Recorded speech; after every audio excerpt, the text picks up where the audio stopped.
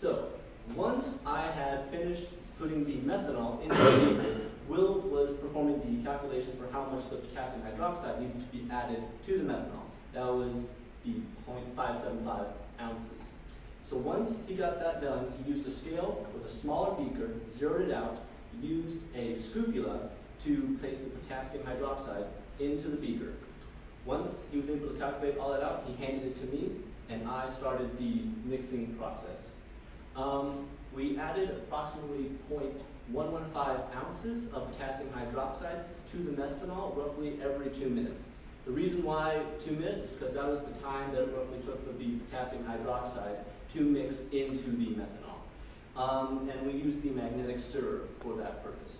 We would vary the revolutions per minute of the small little mixing stirrer inside the beaker, depending on whether we saw the potassium hydroxide was starting to clump together or whatnot. Next slide. So what we did also was we used a thermometer. We first measured the temperature of the methanol prior, just so that we can get our base average. And that was a temperature of 66 degrees Fahrenheit.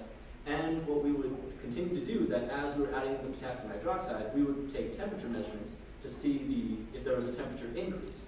And there actually was a temperature increase. The maximum temperature that we obtained for the solution was 98 degrees Fahrenheit. Cool. So, Will is going to come up and actually explain the data that we obtained when we mixed the potassium hydroxide into the methanol. So basically, we took data points of how long it took to dissolve the potassium hydroxide into the methanol, and then applied a fourth polynomial degree curve fit because it fitted pretty well. And this is the equation for dissolve time that we came up with. This R right here is the ratio added by volume of potassium hydroxide to methanol. All right. Now, this dissolve time is just a rough estimate of how long it would take per ratio volume to dissolve into the methanol.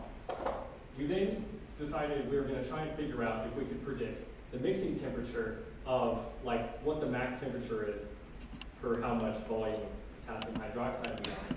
Now, the only issue with this is that we waited until everything was dissolved before we took the measurements of the temperatures. Thus, time kind of became, we didn't incorporate time into this, so that's kind of a big deal.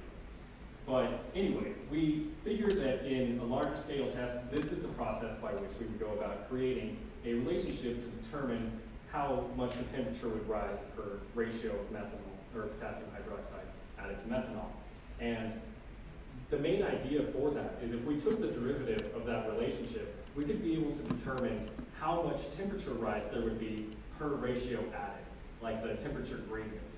So, and that's crucial because when you mix methoxide, one of the biggest issues is causing a potentially dangerous exothermic reaction.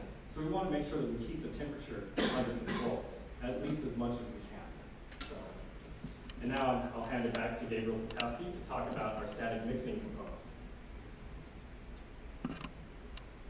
Back up here for a second time. So again, Dave Bukowski, I'm going to talk to you now about the static mixing component of our reactor. And before I do that, I have a little bit of a show and tell here. And then pass this around. This is the static mixer, at least one section of it that is used in the apparatus of the project, just so for your reference. So I'm going to talk about, first of all, the geometry.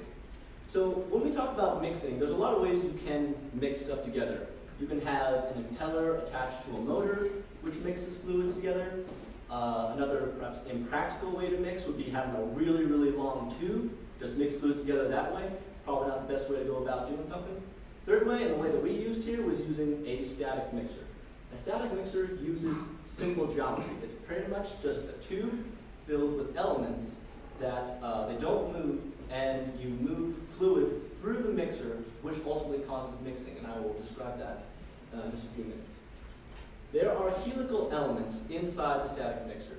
These helical elements are short sections, approximately twisted about 180 degrees, that are used to actually mix the fluid together, whether it's two fluids or multiple fluids besides that.